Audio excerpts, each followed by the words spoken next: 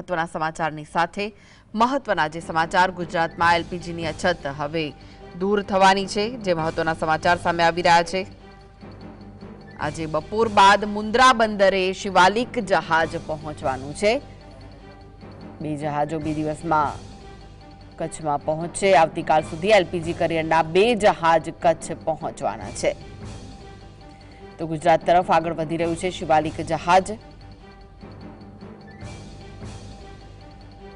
આજે અને આવતીકાલે કચ્છ પહોંચશે એલપીજી ટેન્કર જહાજ, જેના કારણે જે ગેસને લઈને મુશ્કેલી પડી રહી છે તે મુશ્કેલીઓનો અંત આવી શકે છે।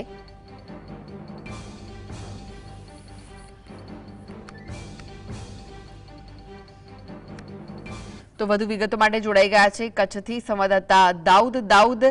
બંને જહાજો આજે અને આવતીકાલ સુધીમાં ગુજરાત પહોંચવાના છે। શું વિગતો મળી રહી છે હાલમાં?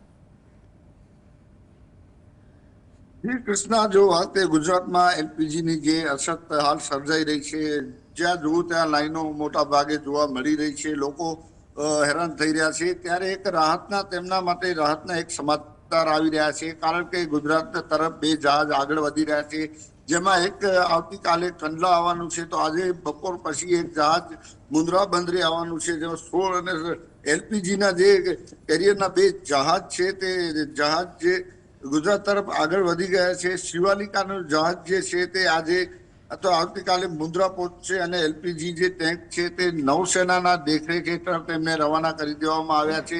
ત્યારે ખૂબ એક મહત્વના અને મોટા સમાચાર છે અને રાહતરૂપી પણ સમાચાર છે। ઈરાન અને ઇઝરાયલના યુદ્ધ વચ્ચે આ બંને જહાજો હેમખેમ કચ્છ તરફ આગળ વધી રહ્યા છે, જેમાંનું એક જહાજ આજે બપોરે મુન્દ્રા પહોંચવાનું છે, જ્યારે બીજું જહાજ આવતીકાલે કંડલા પહોંચશે। એટલે ચોક્કસપણે જે ગુજરાત છે અને રાજ્યો છે તેમાં ગેસની જે હાલ અછત વર્તાઈ રહી છે, લોકો હેરાન થઈ રહ્યા છે, તેમાં હાલ ચોક્કસ રાહત મળશે।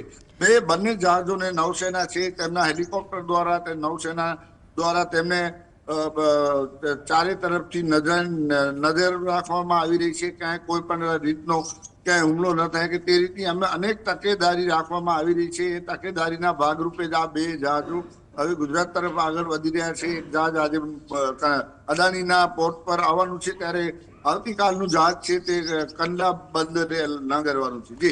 જી દાઉદ, ગુજરાત માટે ખાસ કરીને શું મહત્વ છે? કારણ કે જો આપણે વાત કરીએ કચ્છ અને મુન્દ્રા પોર્ટ તો ભારતના મહત્વના એનર્જી ગેટ માનવામાં આવે છે, ત્યારે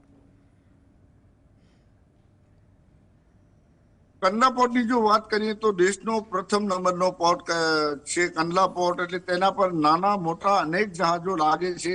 જ્યારે મુન્દ્રા પોર્ટની વાત કરીએ તો મુન્દ્રા પોર્ટ પર એ રીતનો જે પોર્ટ છે જેના ઉપર દેશ વિદેશના અનેક જહાજો અહીંયા લાંગરવામાં આવે છે। મુન્દ્રા પોર્ટની બંને જે પોર્ટની વાત કરીએ તો મોટી એક ક્ષમતા ધરાવતા પોર્ટ છે, ત્યારે આ જે બંને જહાજો આવી રહ્યા છે તેમને કોઈ પણ જાતની અડચણ નહીં છે। અન્ય બંદરો છે ત્યાં જહાજ ક્યાંક એક દિવસ રાખવું પડે છે ટ્રાફિકના કારણે, પરંતુ આ બંને પોર્ટ જે છે તે સક્ષમ છે જહાજોને લાવવા માટે। ત્યારે બંને જહાજોની અત્યારે જગ્યા પણ કરી દેવામાં આવી છે, એટલે કે જે ટાઈમ બગડતો હોય તેમ કદાચ ટાઈમ પર નહીં બગડે અને સમયસર જહાજ આવતા જ જેટી પર તેને લાવવામાં આવશે અને ત્યારબાદ જે પ્રોસેસ છે જે ગેસની તે પ્રોસેસ છે તાત્કાલિક શરૂ કરી દેવામાં આવશે, તેવું પણ હાલ કહેવામાં આવી રહ્યું છે।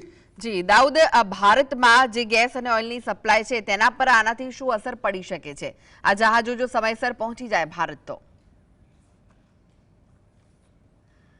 આમ તો કહી શકાય કે હવે ગુજરાત તરફ જે આગળ આવી ગયા છે તે એટલે કહી શકાય કે પહોંચી આવ્યા છે। એટલે એક જહાજ આજે આવશે, બીજું કાલે આવનાર છે, ત્યારે લાખો ટનના જહાજો છે જેમાં એલપીજી ગેસ ભરેલું છે, તે ગેસ મોટા ભાગના રાજ્યોને પૂરો કરી શકે એટલી ક્ષમતા ધરાવતા 2 જહાજ છે। ત્યારે હવે સરકાર એને કઈ રીતે ક્યાં વિતરણ કરે છે તે હવે જોવાનું રહ્યું, પરંતુ ગુજરાત માટે ખૂબ સારા સમાચાર છે। આજે એલપીજી ગેસ છે તે ગુજરાતને પુરવઠો પાડી શકે એટલી તો ક્ષમતા બંને જહાજોમાં છે।